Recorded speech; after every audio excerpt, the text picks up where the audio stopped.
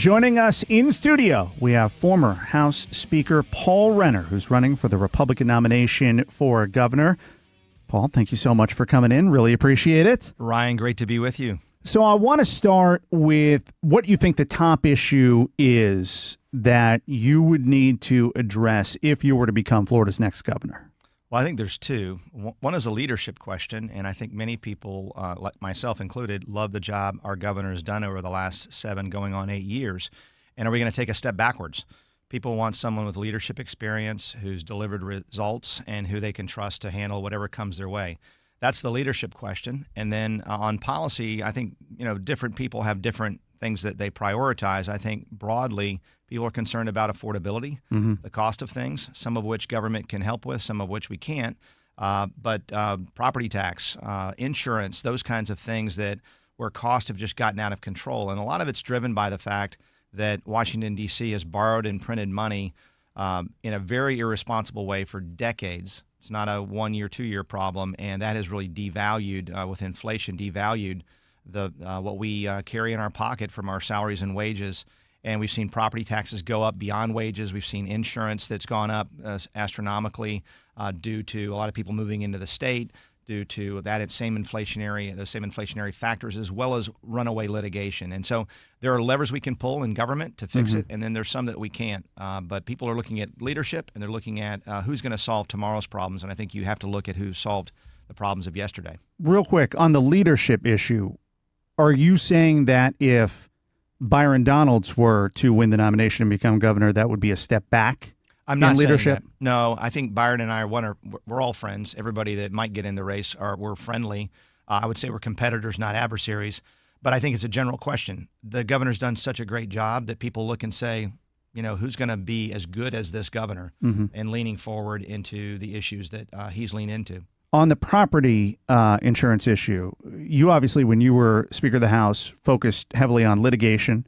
What about the practices of some of these insurance companies that we see where, they say they're not making that much money, and then you look at their subsidiaries and they're making a bunch of money? I mean, is that something that we need to start focusing on? The lawyer part, obviously addressed during your time in the state legislature, but I think a lot of people have questions. What's going on with the companies that are in charge of all of this? Well, we address both. So we address the litigation part, which is what people have talked about, and I've talked about, because that's where a lot of the cost drivers were.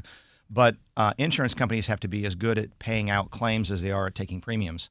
And so we also had an insurer accountability bill that ran in parallel with that, which gets less press. We focused on consumers, Ryan, and that's where I will focus as governor.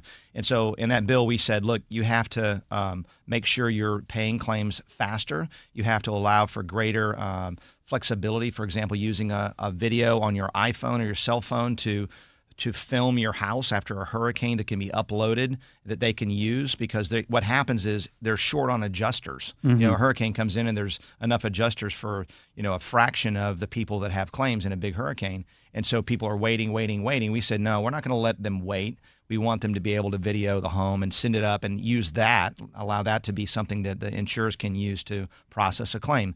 If you have bad patterns or practices that we see a pattern, you get hammered, and we increase the penalties for insurance companies on that as well. And so this is the new rules. The old hurricanes, Ian, for example, those hurricanes in the past are under the old rules, both on the litigation side and the insurer side.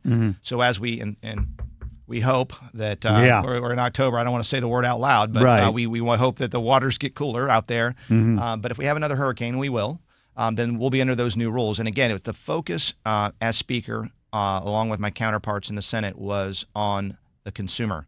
Lower the consumer's cost by getting rid of garbage litigation, and also hold the insurers accountable so that when there is a storm, they get treated in an appropriate way. All right. I know Dana has a question for you as well. I do. Alligator Alcatraz cost $450 million or something like that. Now, obviously, there was a need for a detention space here in Florida, but do you think that was the best use of taxpayer money to open that facility in that way? Well, let me say two things. As governor, I would look at the lowest cost, fastest way to get there. And I don't know, because I don't have that information, whether that was... Well, that wasn't it. Right, whether that was even available. But Camp Blanding is up my way. I would look at a Camp Blanding and say, do we have capacity anywhere in a currently restricted area that has security, where it's an appropriate place to do this?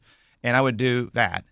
Having said that, I don't know, because I wasn't in the governor's seat, whether he had that opportunity. And if Alligator Alcatraz was the best possibility to get there quickly, here's what I would say. It was the most newsworthy possibility. It sure was, yeah.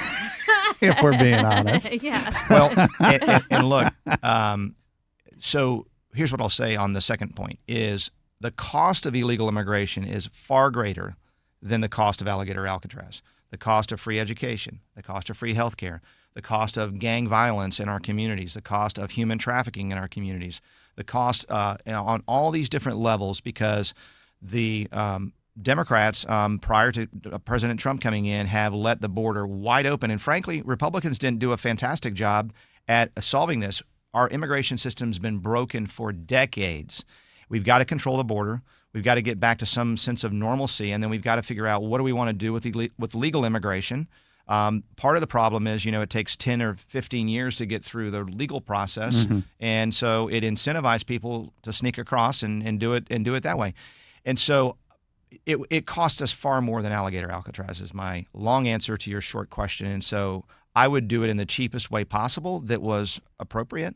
But if that was the only way possible, then I would do it. We needed the space, is what I would say. It emptied out our jails that are holding people that shouldn't be there. It's an efficient way to put a group of people that are due for deportation in one spot, rather than with the people that got picked up in downtown Tampa, downtown St. Pete last night. Well, I think with Deportation Depot, we found it could be done cheaper. That was about $6 million, I think, to put that one together. And Speaker Renner, I want to talk about the politics of this run for governor for a second. You've got President Trump endorsing Congressman Byron Donalds.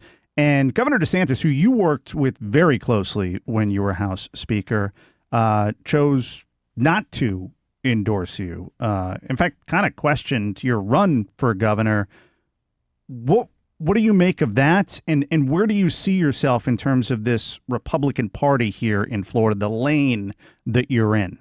Well, I think the governor will come on board at some point, because you can't separate his legacy from what I did as Speaker. But I think what people are looking at is experience. I have 20 years in the military. I served in 2 wars, Afghanistan and Desert Storm 20 years prior. Was a state attorney here.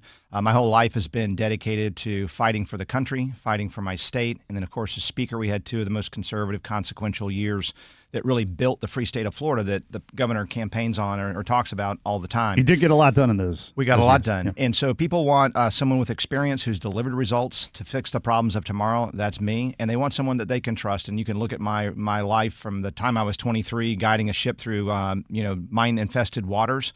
And every mine we destroyed was one less that could hurt or kill an American serviceman.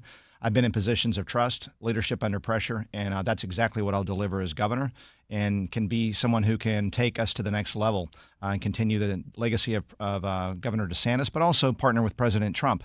And I'm a big supporter of both of them, and I think I'm the right guy to unite the party and deliver victory next year. Well, we appreciate you stopping by, coming in, talking with us. We hope to have you back on at some point soon, and best of luck with the run for governor. Thanks, Ryan. Great to be with you.